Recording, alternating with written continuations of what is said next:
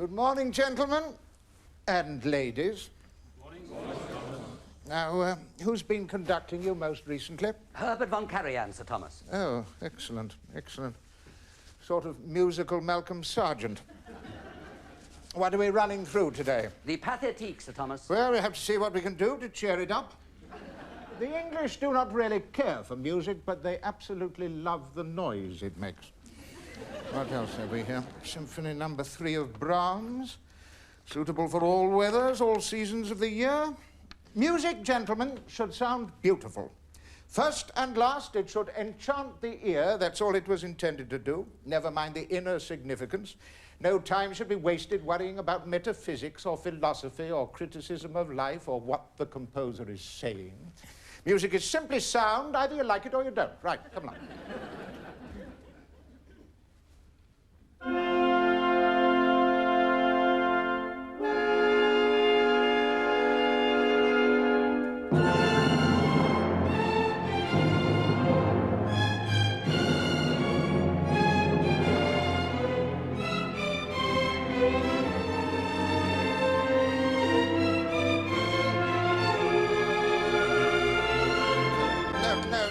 No. You see, gentlemen, in this piece you may find it a matter of some difficulty keeping your places. I think you might do well to imagine yourselves disporting in some hair-raising form of locomotion, such as Brooklands or a switchback railway. My advice is merely hold on tight and try not to let yourselves fall off. I cannot guarantee to help you back on again. There are 2 golden rules for an orchestra: start together and finish together. The public doesn't give a damn what goes on in between. Right, once again.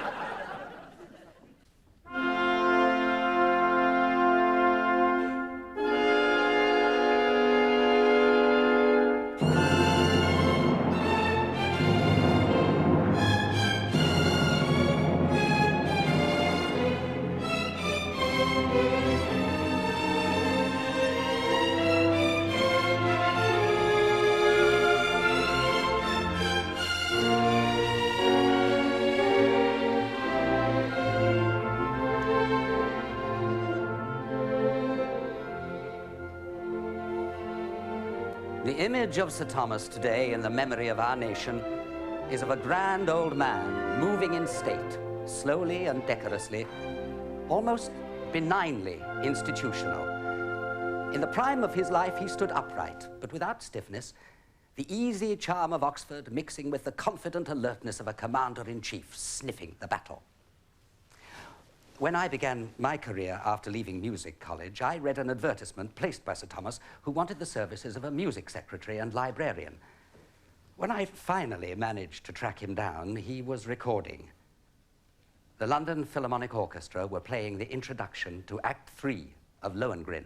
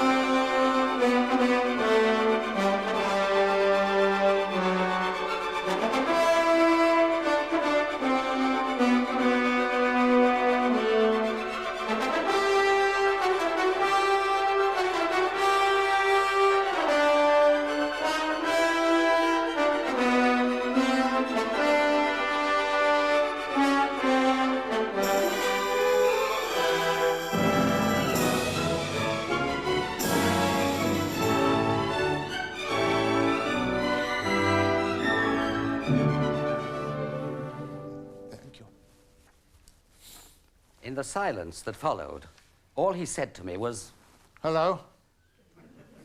But then he told me to come and see him on Sunday at his flat in Hampstead.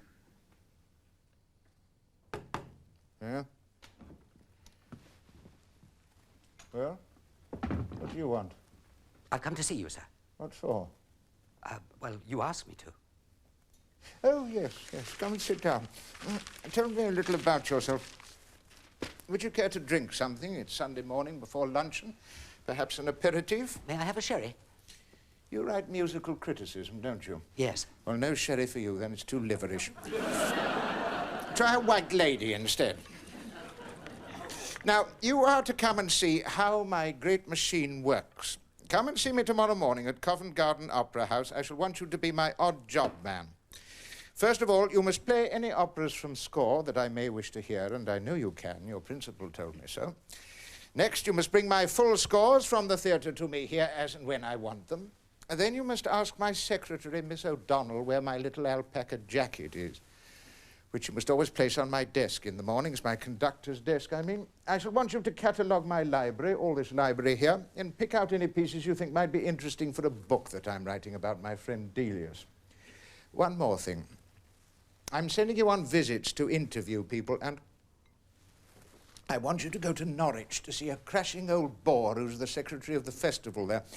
You must stop him from persuading the choir to perform some wretched old chant called I can't remember, something about the tribes of Israel. Never mind, it's a dreadful piece and they mustn't do it. How about another white lady? And from that Sunday morning, everything seemed enchanting and wonderful to me. While at the same time, Beecham became exacting and quite ruthless. Where's my alpaca jacket? Here, Sir Thomas. Have you and Tertius marked up the scores for Paris? Very nearly, Sir Thomas. Well, where are you now? Where are you hiding? I've got the Don Giovanni violin part, Sir Thomas. No, this won't do at all. I want you to rescore the entire recitative for Don Giovanni. I don't care for the effect of the harpsichord. What is wrong with the harpsichord, Sir Thomas? Well, it doesn't sustain Mozart's chords, and I don't care for the noise it makes. It sounds like two skeletons copulating on a corrugated iron roof. In a hailstorm. My idea is to rescore the entire continuo for divided cellos. See that it's done at once, and you'd better tell Mr. Tertius. But, sir, there'll hardly be time Don't talk to me about time. Just get the parts rescored. For the divided cellos. Often, only 2 minutes before a concert, we would be summoned to Sir Thomas and given a mass of entirely new instructions. And whenever the time factor was mentioned, there was always a roar of abuse. And whatever happened on these occasions, Lionel Tertius, the principal viola player, would always say, "No man has done more for British music than Sir Thomas." And so we would take off our coats and start all over again.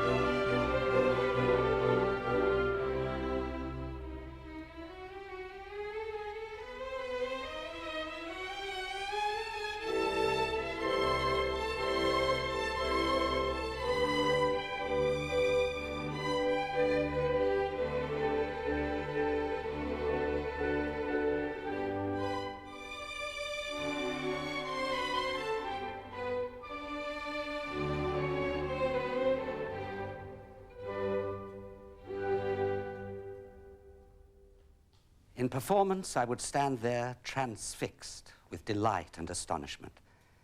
And it was then that the struggle to serve Sir Thomas seemed utterly worthwhile. And you became his slave again. He had this strange gift for radiating security, charm, and kindness. And to me, he became something of a father figure. What's that book you're reading? Goethe. Goethe? Oh. How can you read Goethe? He was a colossal and conceited bore, and something of a dabbler. Do you read much in German, Sir Thomas? Well, I hardly can, and I hardly care to. Heine, of course, appeals to me, but then he was a Jew. So not even the German language got in the way of his wit. But surely Goethe's love poems affect you? A literary affectation. Goethe ran away from sex. He was a spinster. Perhaps you feel happier with German music. Bach is, I think, my most potent aversion. Too much counterpoint. Protestant counterpoint. Bach composed in only two tempi, quick and slow, but his music is associated in Protestant countries with biblical texts, which are, of course, sacrosanct. Nearly all the questionable works of the great composers have been prompted by religion. Wagner's Parsifal, the Requiem of Brahms, Elgar's Gerontius, described by my friend George Moore as holy water in a German beer barrel. What dreadful crimes have been committed in the name of religion? The Missa Solemnis is mostly second-rate Beethoven. In fact, most of Beethoven's second-rate anyway. Oh, now, Sir Thomas... As measured by the values set up by? Mozart, Sir Thomas. Mozart, exactly. I mean, look at the last movement of Beethoven's Seventh Symphony. What can you do with it? Bump-it-a-little-little, dump-it-a-little-little, dump-it-a-little-little, la-da-da. It's like a lot of yaks jumping about. But what about Beethoven's last quartets? Well, Beethoven's last quartets were written by a deaf man. And in my opinion, should only be listened to by a deaf man. German music needs to be ruthlessly exposed, and I could produce an opera here in England just as well as they do it in Salzburg or anywhere else. Certainly, but in Salzburg, even if all the singers, instrumentalists and technicians were suddenly somehow killed in an earthquake, the Salzburg Festival would still go on. Yeah. They'd simply bring in a fresh opera company from Munich or Vienna. So? But if you were giving a festival in England and you chanced to die suddenly, that festival would totally collapse. Nonsense. No, you're quite right. There's no secret about it. I just get the players and let them play. Any mistakes they know about as well as I do. So we play it through again. Then they know it. And I know what they're going to do. They don't know what I'm going to do. So at the concert, everyone's on his toes and we get a fine performance.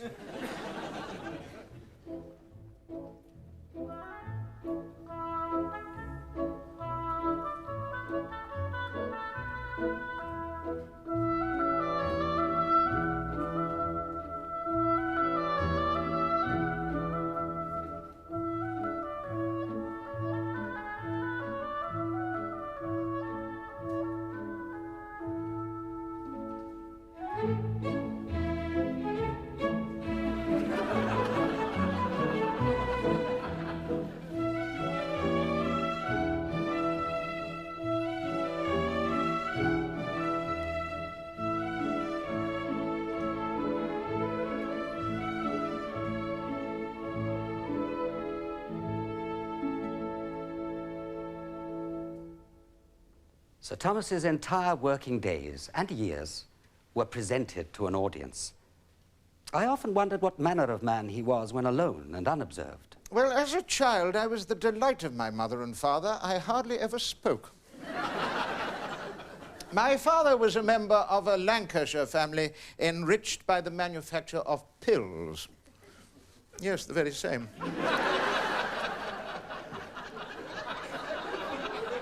He spoke an uninhibited Lancashire speech which has found no place in my own persona. My existence passed in silence and in contemplation until I reached my 6th year, when I was taken to my first concert. This was a pianoforte recital, and the series of new pieces by Grieg gave to the program an unusual distinction. Long after I'd been put to bed that night, I lay awake thinking about my novel experience. The music revolved relentlessly in my head, over and over again, like a blatant merry-go-round at a country fair. Suddenly, a daring idea came to me. I walked downstairs to the drawing room where I heard voices, opened the door, advanced to the middle of the room and said, "Please may I learn the piano?" The spectacles fell from my grandfather's nose. My mother tried to scream, but surprise had robbed her of voice. My old nurse burst into tears, but the following morning, the Don Basilio of our establishment, the local organist, was called in. I found the lesson wholly to my liking, even though the old upright piano on which I played could best be described as a growth adhering to the walls of most semi-detached villas in the provinces. However, when years later I went to public school, I found myself withdrawn from music, apart from the occasional visiting party of glee singers and comic recitalists. And when on one occasion, in the middle of a concert largely given over to Scotch ballads and imitation Negro songs, A foreign violinist appeared to play an arrangement of the prize lead from Die Meistersinger. The shock and delight was too much for my starved ear. When another boy interrupted my reverie by kicking me, I seized him by the hair and beat him. We were both ejected from the room by my housemaster, who said very reproachfully, "And I always understood, Beecham, that you were fond of music." I thereupon withdrew from house activities and grew a moustache. One Christmas holidays, my father came to me and said, "Now look here, lad. I've spent a lot of brass on your musical education, and now I want you to help me." Every year, Beecham's Pills published a Christmas Carol annual, and he placed a copy of this in my hands. "Now, Tom," he said, "I want you to go through the annual and alter some verses so as to advertise business, you know." So, I retired to my study and, after some deliberation, produced the following. Hark the herald angels sing, Beecham's Pills are just the thing. 2 for an adult, 1 for a child, peace on earth and mercy mild. These sentiments, particularly the ellipsis, seem to me admirably to express the rapture which is occasioned by a good, effortless release. In due course, he went up to Oxford, but convinced of the futility of his existence there, he came down after only a year and returned to Lancashire, where I formed an orchestral society in my birthplace of St. Helens and burst upon my fellow townsmen with a series of classical concerts. My father was mayor of St. Helens that year and had invited the Halle to give a concert. Its newly appointed conductor was Hans Richter, a man who enjoyed considerable prestige more by virtue of his personal association with Wagner than any individual merit. At the 11th hour, it was announced that Richter could not appear. Sir Joseph Beecham was in despair. I naturally suggested that I should take his place. The authorities in Manchester were aghast and appalled. But my father rose in paternal wrath and said, "My son is going to conduct, and if the Alley Orchestra doesn't like it, it can stay away, and I shall send to London for another band." At 8 o'clock, I lifted my baton for the first time.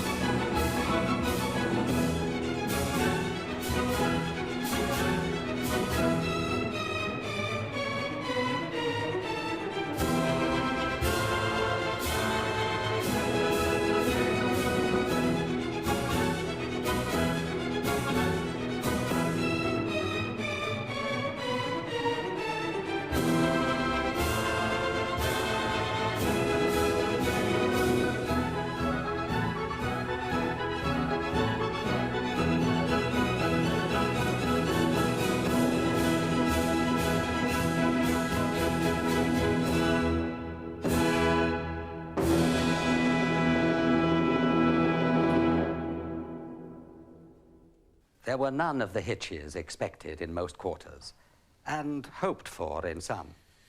It was many years before the Halle and I were to meet again. A serious difference of opinion with my father led to my leaving his house. I went to London, and for the next 9 years, I neither saw nor heard from my father. The difference of opinion was over Joseph Beecham's treatment of his wife, which seemed unfeeling, to say the least.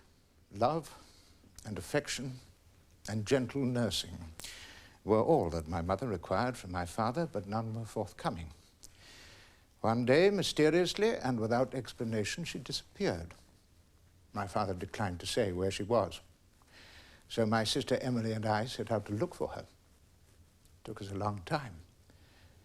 When we did find her, she was being kept in a private mental institution in Northampton.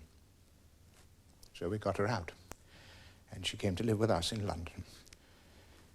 And we took care of her. Having removed her from the asylum, Josephine Beecham's children supported her in her divorce proceedings and helped her to increase her claim for alimony. They were promptly disinherited. However, Thomas Beecham became engaged to a young American lady, Utica Wells, and moved into her family home in South Kensington. So for Beecham, life was full. I was attempting at that time to become an operatic composer.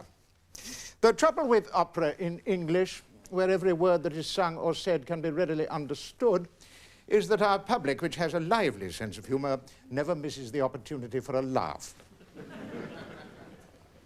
Nor did Sir Thomas.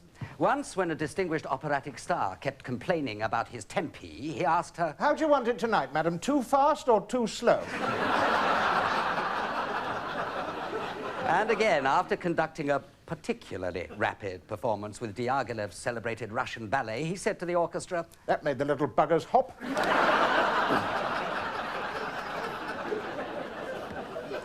Once, while rehearsing Messiah, he had occasion to criticize the Australian soprano, Thea Phillips. My dear, what is the matter with you? I'd always understood that every English-speaking child babbled the music of Messiah in the cradle. Miss Phillips assured the conductor that it would be all right at the concert. She'd been studying the score for months, she said, and she took it to bed with her every night. Oh. Well, then I'm sure we'll have an immaculate conception.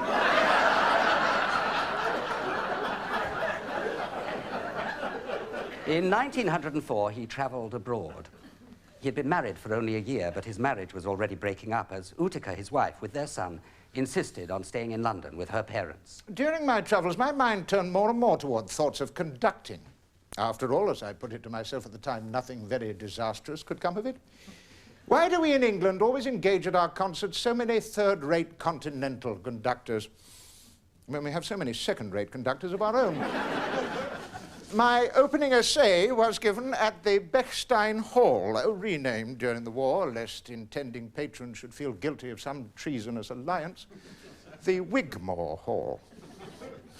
My first sensation was one of disappointment with myself. Somehow I was not getting from my orchestra the sound, the tone, the general effect that I wanted. At one moment the brass would be excessive, at another inadequate, the woodwind strident or feeble, the strings feverish or flaccid. There was no balance between the component parts of the whole. Well, I thought, there could be very little doubt where the fault lay. The deputy system. Now, you take a case. A, whom you wanted, signed to play at your concert, but he sent B, whom you didn't mind, to the first rehearsal. B, without your knowledge or agreement, sent along C, a barely adequate musician, to the second rehearsal. However, not being free to play at the concert itself, he sent D, to whom you'd have paid 50 guineas to stay away. Even with experienced orchestras, there were sometimes misunderstandings between Beecham and his musicians. Once, in the middle of a rehearsal, he shouted, "Third horn, you're flat."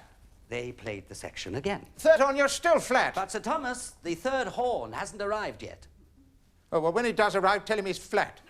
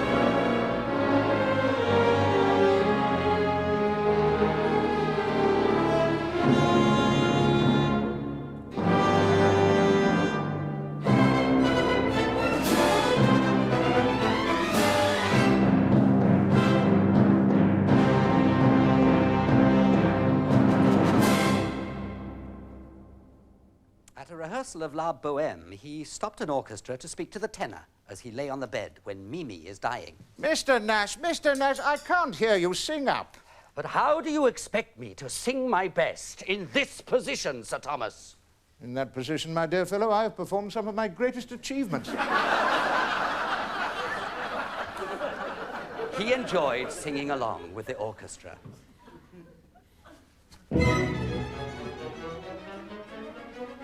I'm on my way to Paris, and my wife's going to stay at home. Bum-ba-rum, bum-ba-rum, bum-bum.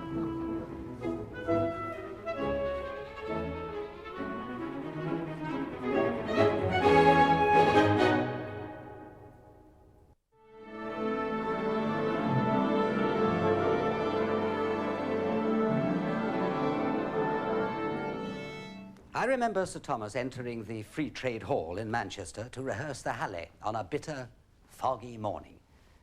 He took off his glasses and he polished them with a large, immaculate white linen handkerchief. And then he tapped the desk with his stick. Good morning, gentlemen and ladies. Now, where are we? Delius. Does anyone feel inclined on this salubrious Manchester morning to play In a Summer Garden of Delius? No? No. Thought not. So, let us pass on to Strauss's Till Eulenspiegel. Well, not in tonight's concert. No. It's very hard. I could have sworn it was. Oh, Don Quixote. Yes, well, I knew we had to play something by Strauss. Well, gentlemen, I'm sure I don't need to tell you anything about Strauss's Don Quixote. I certainly don't intend to this morning or any other morning. So, let us pass on to the next piece, which I believe is the Enigma Variations of Elgar. Pretty piece. Thousand pities that Elgar was lured into composing symphonies and oratorios. Well, I won't ask you to play the whole thing, but let us begin with number 6, the Viola Variations. And, gentlemen, if I seem to you to be lingering over much, just go ahead, take no notice of me.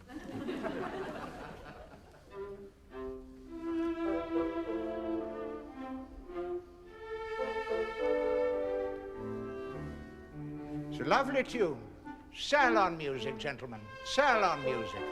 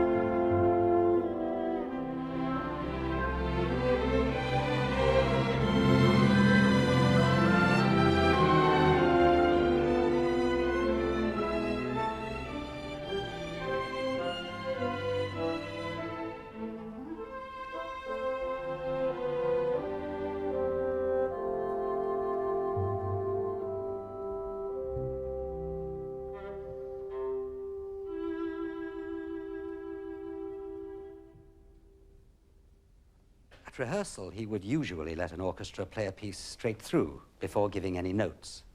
Mr. Lewis, I am thoroughly with you in your obvious reluctance to rehearse on a morning as chilly and dismal as this, but please do try and keep in touch with us from time to time.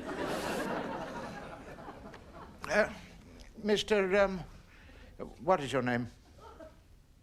Yes. Ball, Sir Thomas. I beg your pardon. Ball, Sir Thomas. Ball? Oh, ball. How very singular.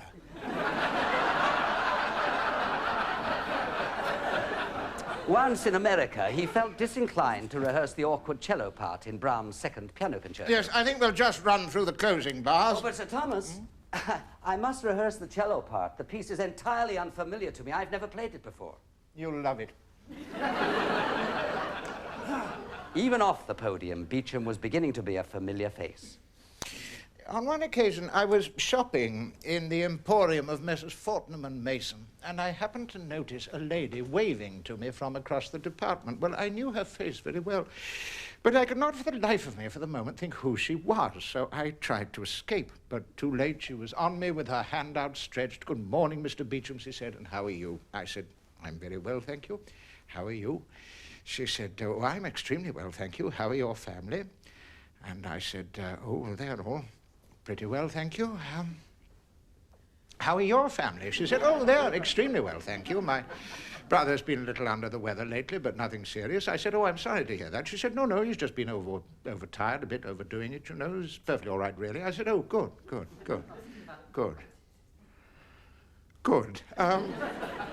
Tell me, I said, what is your brother doing just at the moment? And she said, well, he's still king.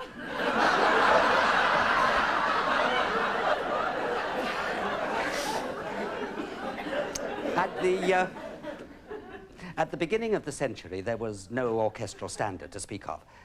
However, one day, Beecham was visited by Charles Draper, the foremost clarinetist in the country. He and a few other first-class musicians had formed a new chamber orchestra. Oh, yes, I took them on, and in 1907 I expanded them, and in the ample accommodation of the Queen's Hall, we gave a series of concerts devoted to the works of unknown composers. Beecham was determined to become London's first impresario conductor. In November 1907, an unexpected visitor to the country came to hear the new symphony orchestra. It was Frederick Delius, who had arrived only a few days before from Rome. Now, here was a composer whom I'd never seen before, whose work was quite unlike any others or anything that was being written at that time. People didn't seem to know what the devil to make of it.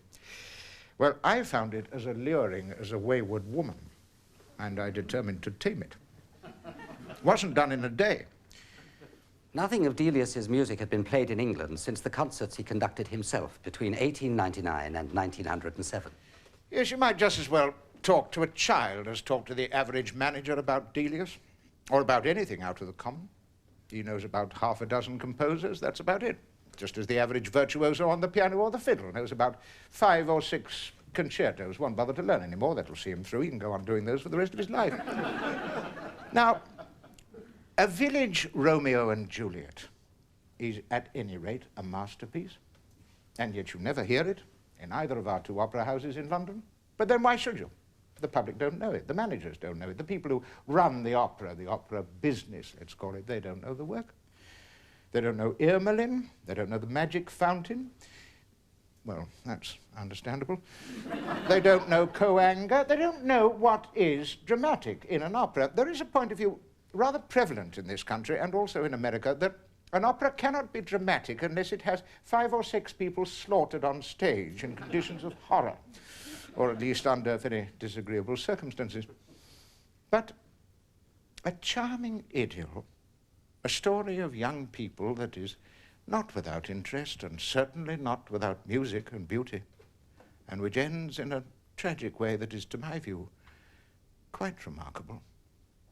No horror. Lots of pity, but no terror. Well, that isn't dramatic. Often I'd be working on a score of his, and I'd say, now, look, Frederick, about this bit here, I'd like to know what you'd like done with it. And he'd say, well, I can't remember now, but do what you like with it.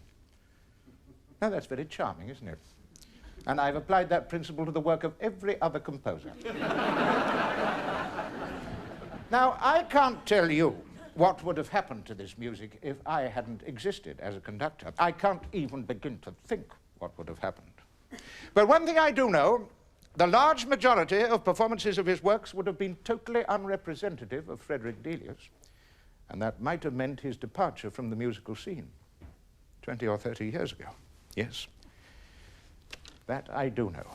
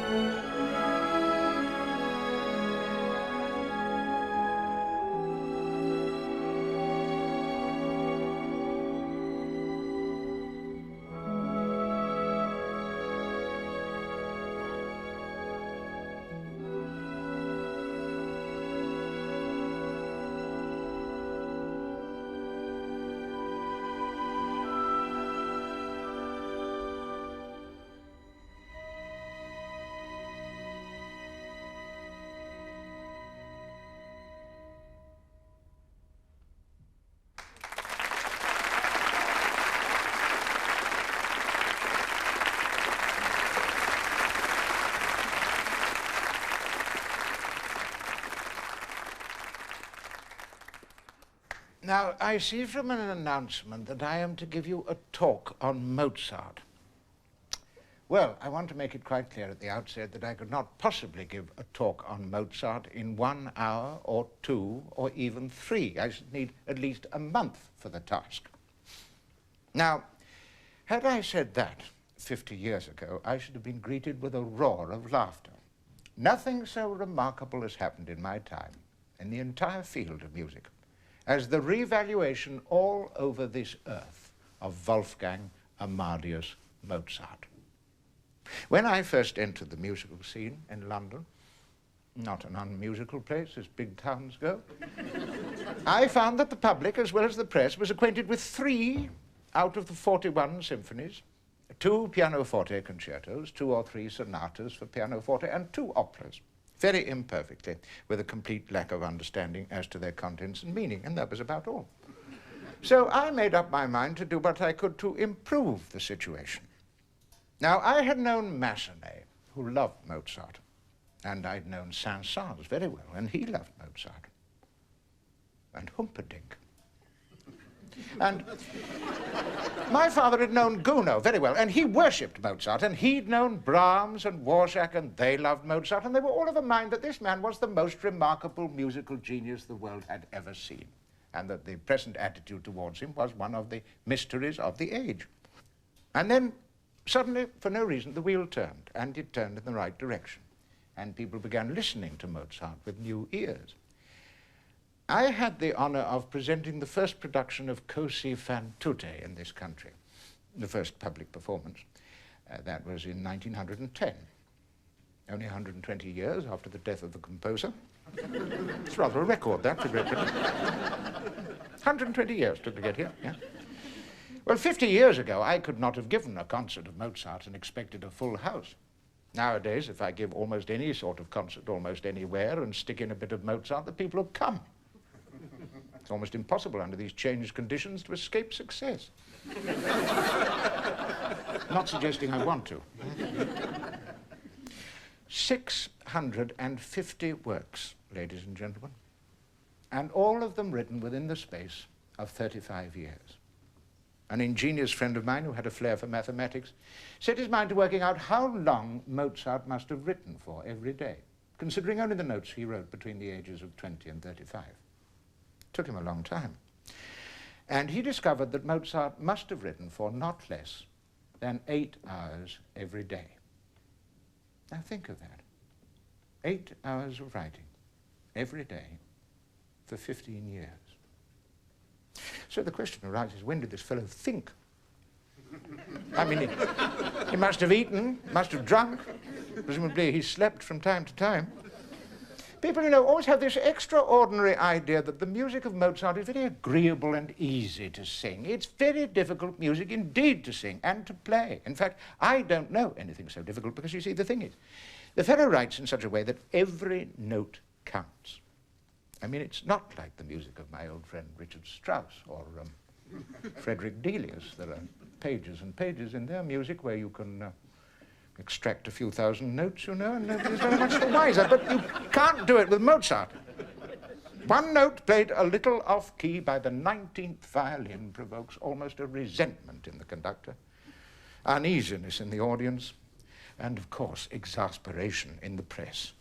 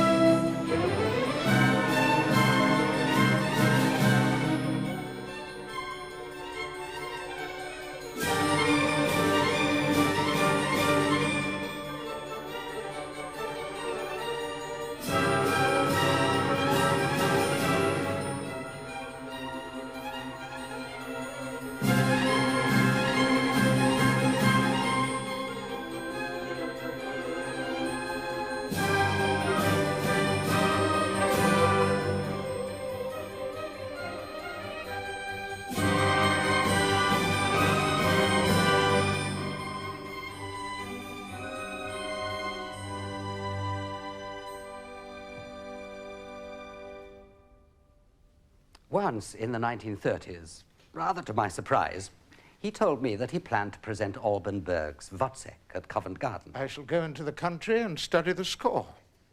3 weeks later, I was asked to lunch.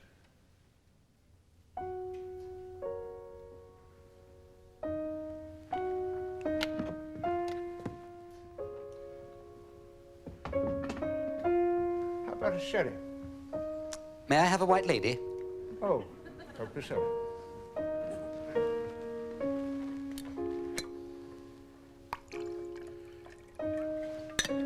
Why are you playing Puccini, Sir Thomas?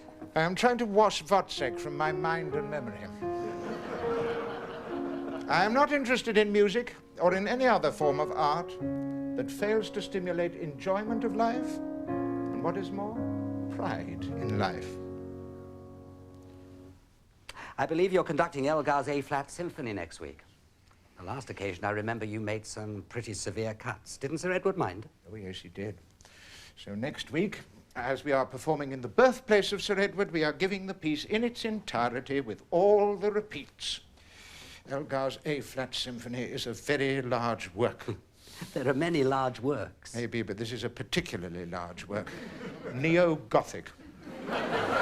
The musical equivalent of St. Pancras Station. Beecham enjoyed the telephone. It gave him the opportunity to score heavily, or to terminate an exchange abruptly. On one occasion in New York, or so he asked me to believe. Who is this? Is that Sir Thomas Beecham? It is. Well, I'm the secretary of the English-speaking Union of New York. I beg your pardon. Are you Sir Thomas Beecham? I am. Well, I'm telling you, I'm the secretary of the English-speaking Union of New York. I don't believe you. Good night. Back in England in 1909, Beecham produced his first London opera, Ethel Smythe's The Wreckers, at His Majesty's Theatre. And so began his lifelong battle with singers. At a rehearsal of The Wreckers, as he reached the final drowning catastrophe, the hero stopped in his tracks. What's the matter, Mr. Coates? I was just wondering, is this the place where I'm supposed to be drowned by the waves or by the orchestra? Singers always seem to want to be heard above the music.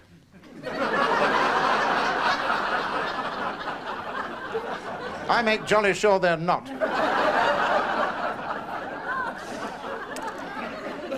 This opera, though, this opera, The Wreckers, was the occasion of my reunion with my father.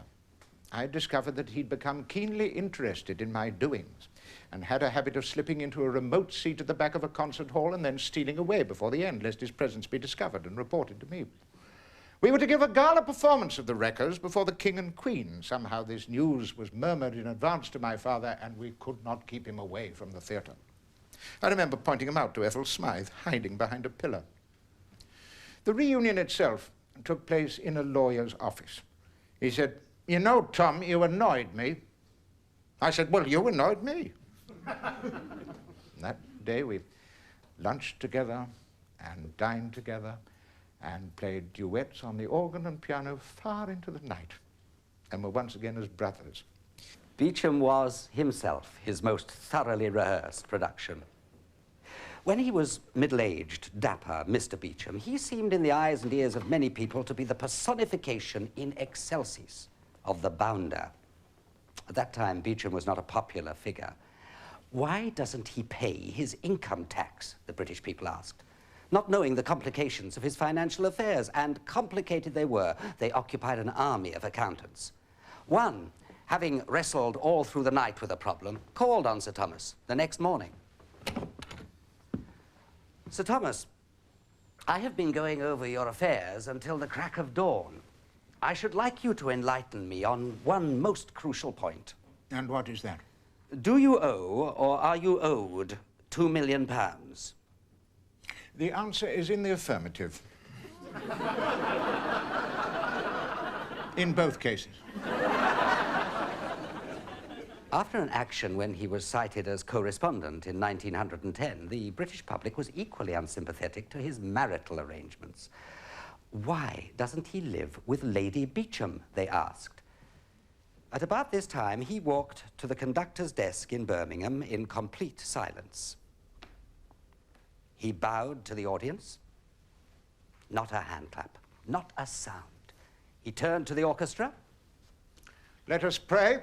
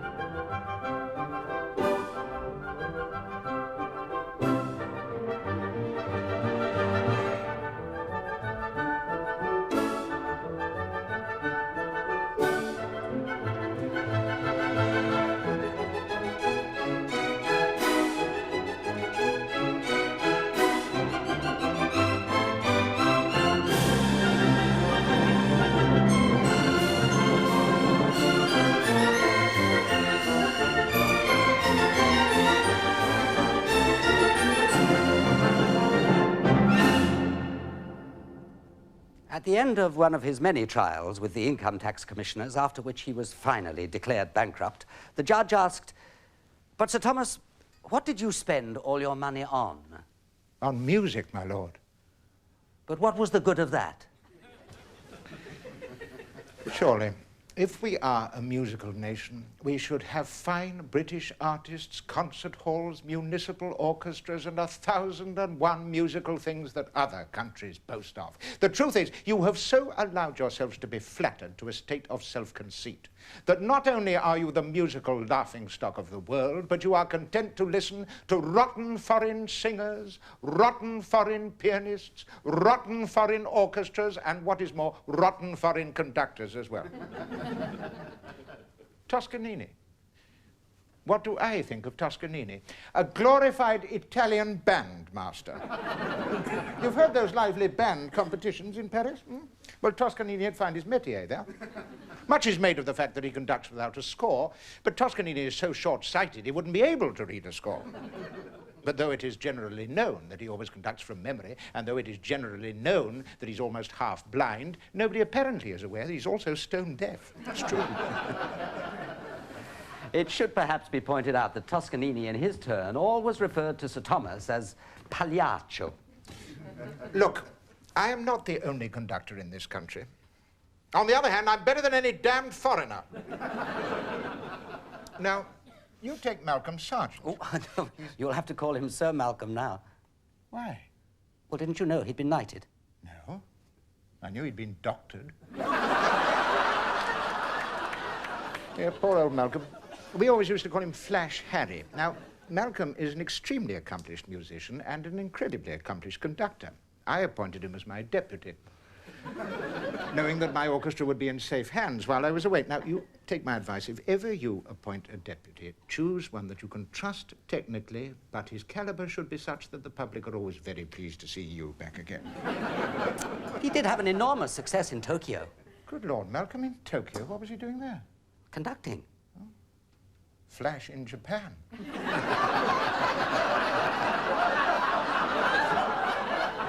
When he was conducting there one night, a gun went off in the audience. I had no idea the Japanese were so musical.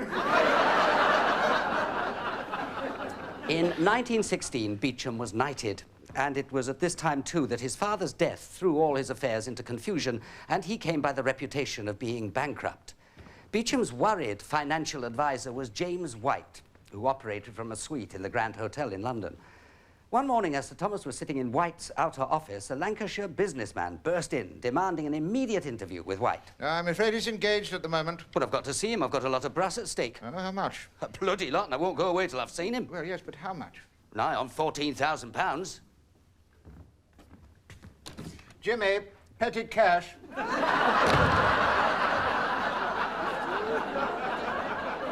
In the 1930s, emerging from a period of ill health and harassed by his creditors, his tongue frequently lashed out in all directions at the people of Birmingham. Your town hall is one of the last places in the world that anyone would wish to sing or play in. Everything is wrong with it, except the outside.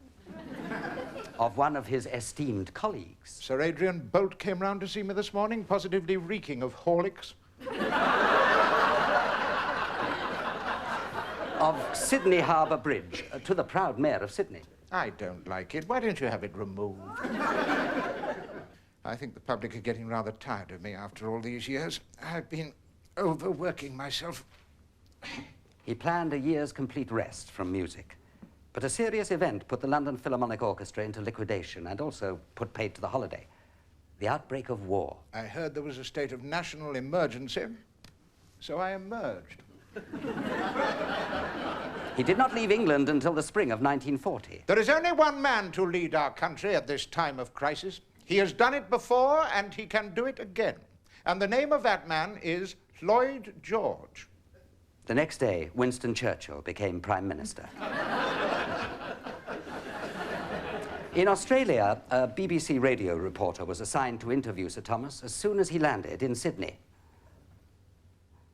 Good afternoon. Good afternoon, Sir Thomas. I've been asked to conduct an interview with you over the wireless. Delighted, my dear fellow. Have you talked over the air before, Sir Thomas? No, I think not. Ah, well, then perhaps it would be sensible if we were to practice, you know, rehearse a Oh, little. I think not. I much prefer just to improvise. You ask me any questions you like, you know, just to say anything you want, just to get me going. After all, my dear fellow, it's me that listeners want to hear, isn't it? And so we went on the air without rehearsal, without preparation of any kind. Australia waited for a feast of wit. Now, Sir Thomas, you are about to conduct orchestras entirely strange to you. Tell me, do you believe in the old saying that there are no good or bad professional orchestras, only good or bad conductors? What precisely do you mean?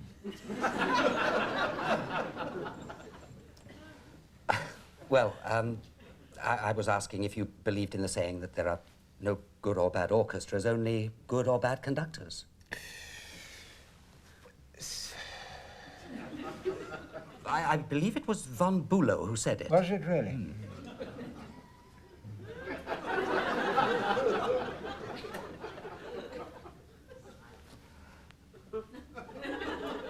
Do you intend to conduct much Mozart? Well, whether I conduct, to use your phrase, much Mozart, depends entirely upon the condition of orchestras here, about which I've received no information whatsoever.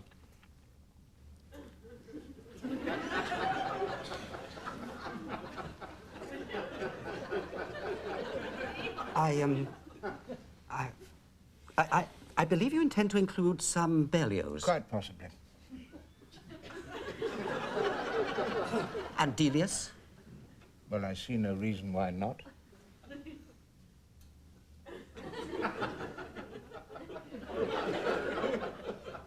Could I ask... You know, you're talking too much. Great deal too much. It's me the listeners want to hear, you know, not you. Now, please, try not to interrupt.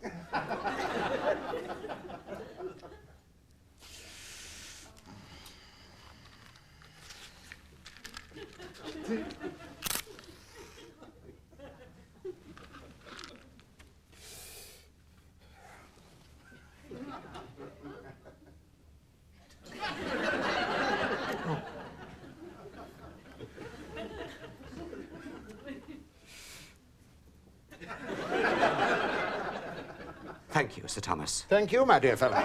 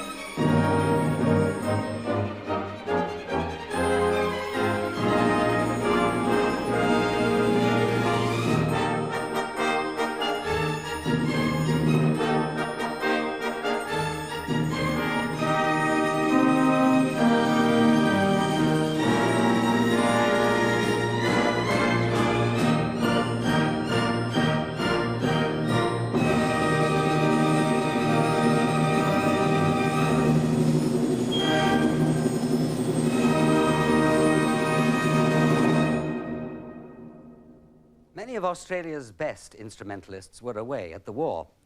In Brisbane, Beecham rehearsed the prelude to Tristan and Isolde in a schoolroom. A greying lady led the cellos, a music teacher.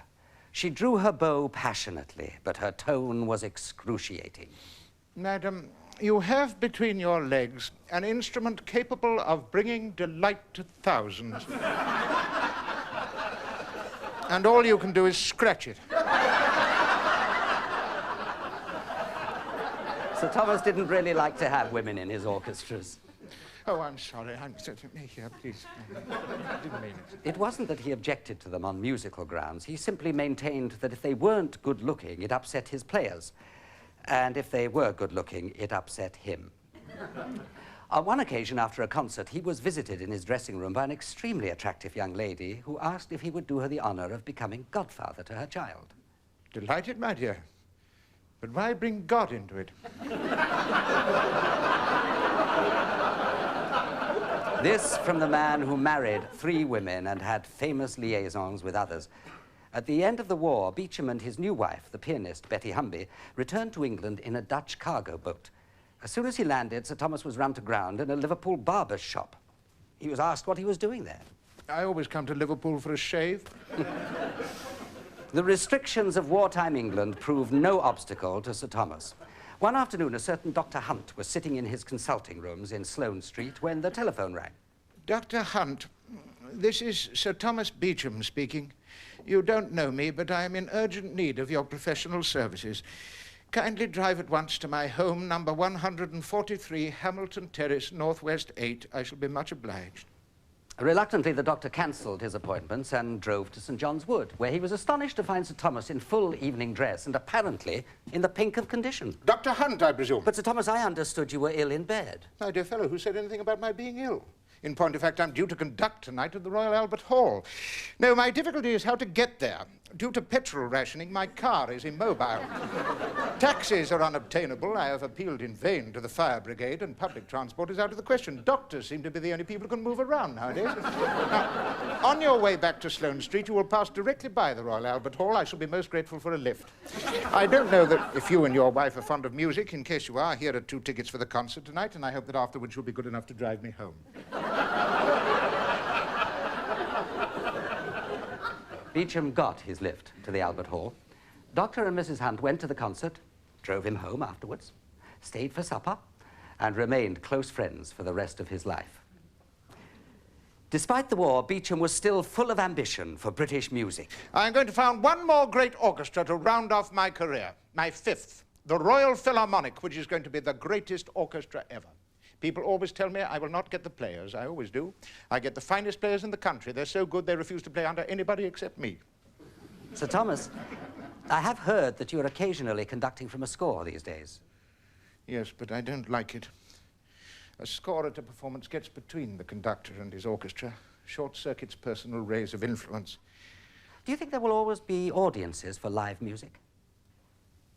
Oh, yes. But don't neglect the receptive power of the audience. I never fail to consider it. I don't agree with Mahler's maxim that if a slow movement's not going any too well, then play it even slower. No. If I sense any tedium or lack of interest in the audience, I quicken the tempo, play it a bit louder.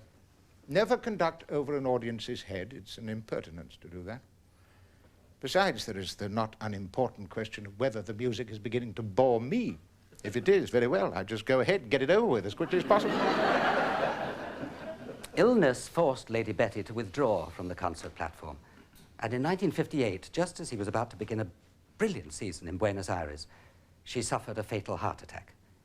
Beecham was brusque with sympathizers. I don't want sympathy. I don't want all that guff. I just want to be left alone.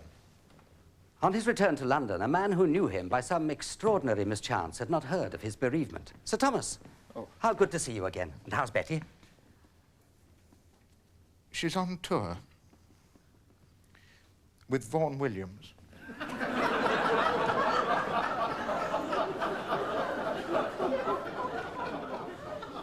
He was a comedian, or as this is a term which the English associate with red-nosed buffoonery, I had better describe him as an artist in comedy. But he was not a wit in the epigrammatic way of Oscar Wilde. Sir Thomas indulged not so much in wit as in waggery. He was not 18th century in manner in the least. He belonged entirely to the 19th century. When he appeared one Saturday morning at one of Sir Robert Mayer's children's concerts in his 75th year, he walked slowly and heavily to the rostrum. When he arrived there, he bowed to the little boys and girls. Ladies and gentlemen, I should not like you to think that my almost imperceptible progress to the podium this morning was due to any reluctance on my part to perform to an audience of children. No, my slow progress was due entirely, I'm afraid, to the infirmities of old age. Now, the first piece on our program this morning is by Mozart. He wrote it at the age of, well, when he was about your age, sir.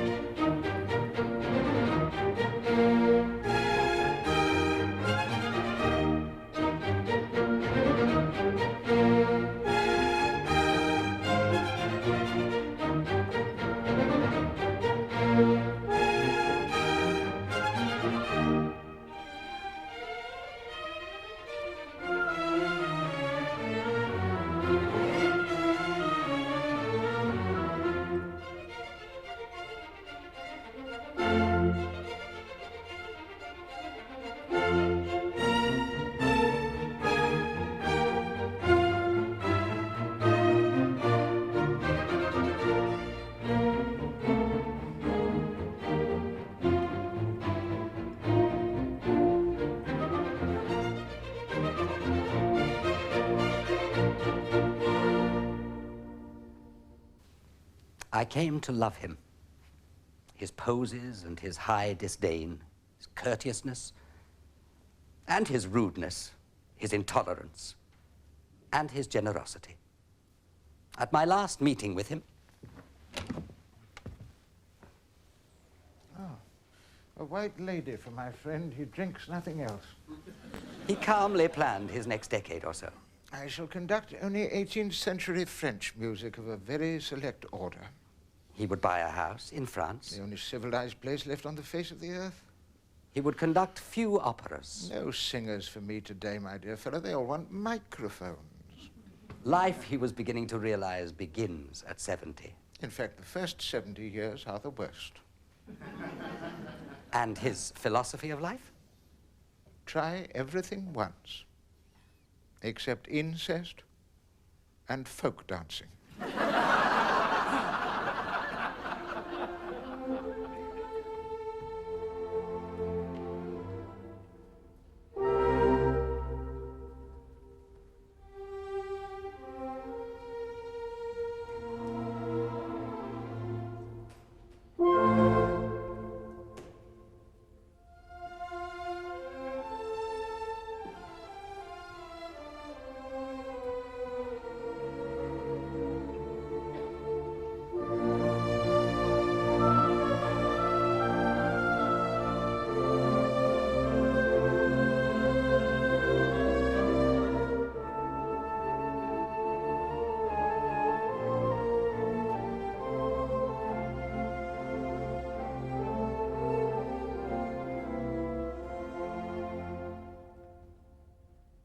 Cosmopolitan and Lancastrian, a man in whom wit was enriched by humor, in whom knowledge was changed to culture by sensibility, a complex man of uninhibited mind and temperament, bland, enigmatic, impulsive, selective, and quite often capricious. At his 70th birthday, telegrams and cables from distinguished persons arrived from all over the world. Congratulations, greetings, Strauss, Stravinsky, Hindemith, Sibelius,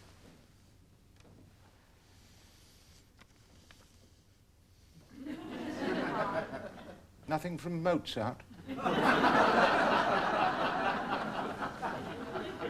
At 80, he conducted Goosen's newly scored Messiah. At a rehearsal, he had noticed the simpering manner in which a chorus of elderly spinsters had been singing, "For unto us a child is born, unto us a son is given." Now, come along, ladies. A little more joy, please. And not quite so much astonishment.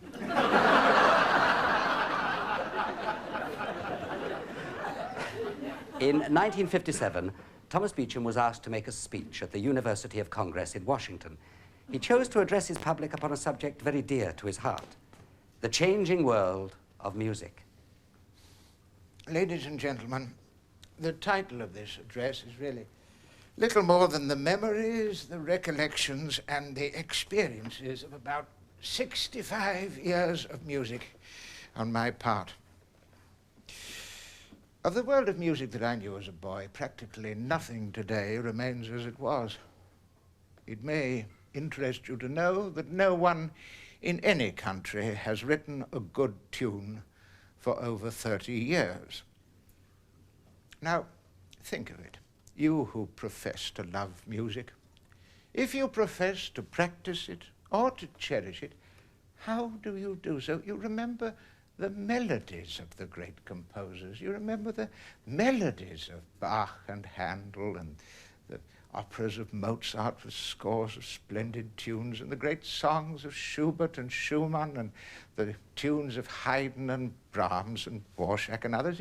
They haunt your minds and memories. You think of them as you get up in the morning, and you recall them to yourselves again as you go to bed at night. That is cherishing music.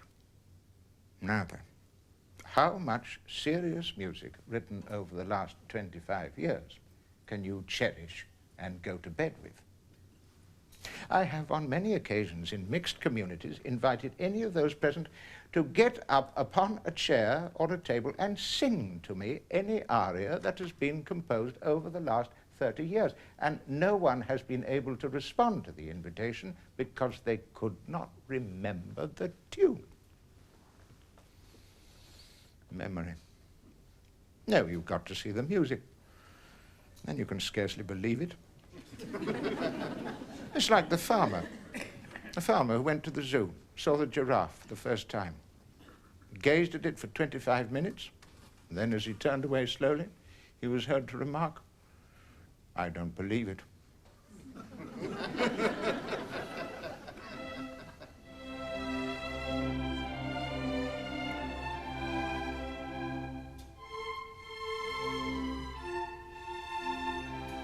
I knew every one of the melodies of Mozart from beginning to end by the time I was 10 or 11 years old. I never wavered in my devotion to them as tunes. Never.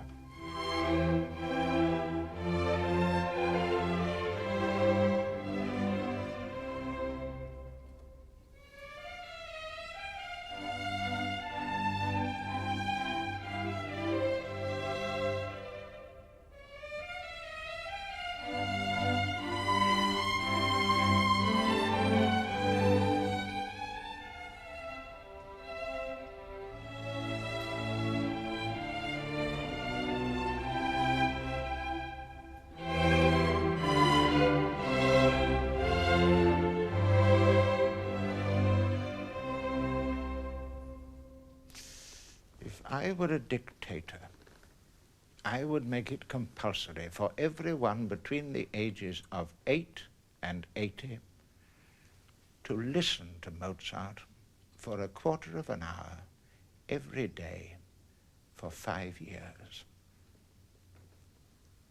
Now then, I've called this little talk the changing world of music. Changing world. It was something like heaven 60 years ago. And I won't go so far as to suggest that it has reached the precise antipodes, but it is going there rapidly. His last concert was at the Portsmouth Guildhall with the Royal Philharmonic Orchestra on May the 7th, 1960. He seemed conscious that this was a special occasion. He stood all his musicians' lunch at the Queen's Hotel and afterwards told them that the rehearsal would not be a long one. It was also Cup Final Day, And Sir Thomas was a passionate supporter of Blackburn Rovers, one of the finalists. But even allowing for his interest in the match, the short rehearsal period was most unusual. Good afternoon, gentlemen and ladies. He merely checked the opening and the ending of Haydn's Military Symphony. Now, where are the military gentlemen? Over there. Right, what have you got? Give an account of yourselves. What are you playing? Triangle, Sir Thomas. Yes. Is there a side drum? No, Sir Thomas. Not in this piece at all. What a pity. It's very remiss of Haydn. Writes a military symphony, limits himself to 3 percussion. Have to do something about that before we finish with it. Right, well, let's hear it. First movement, please, gentlemen.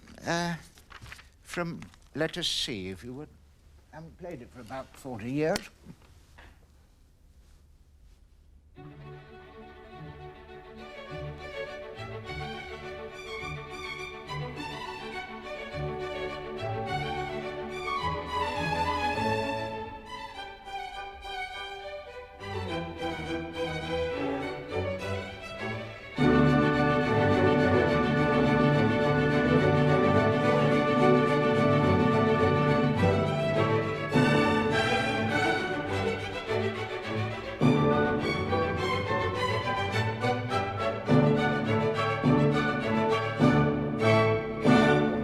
And now, gentlemen, let us get down to the important business of the day.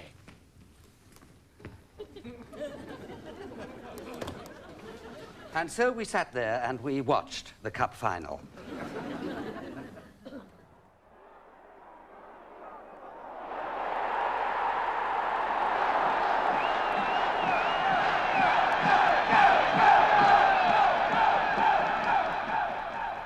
At the far end of Portsmouth Promenade, beside the square tower, a bench, an ordinary public park bench, inscribed with Thomas Beecham's name, commemorates this last concert. Nearby, more solemn plaques salute great naval heroes and events in English naval history. Somehow it seems fitting that Beecham should be honored with the fighting men of his nation, for his life was a series of battles fought with enormous courage on behalf of his country's music. And his enemies were the press, the music critics, the income tax commissioners, and at times, the British public itself. When, at the end of his life, it took him to its heart, we knew that he had won his battles. And while I wonder that for some years this was the only public memorial to one of the greatest Englishmen of our age, I sometimes think that if Tommy's ghost were to ever walk the battlements of old Portsmouth, he would give an approving nod to this simple memorial. The years are nothing. Thought and feeling, principally feeling, are all that matters. Say what you want to say, firmly and with conviction.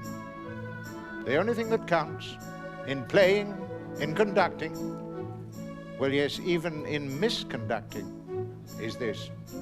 Whatever you do it with conviction. Come along, gentlemen. Let's show them what we can do.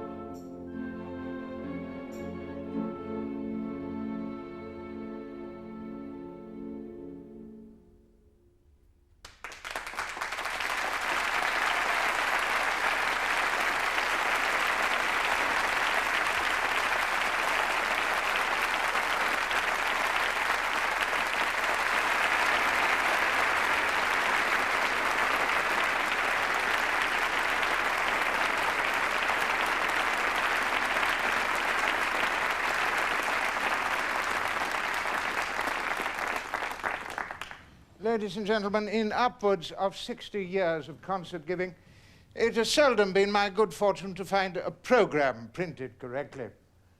Tonight is no exception to the rule, and therefore, with your indulgence, we will now play you the piece that you think you have just heard.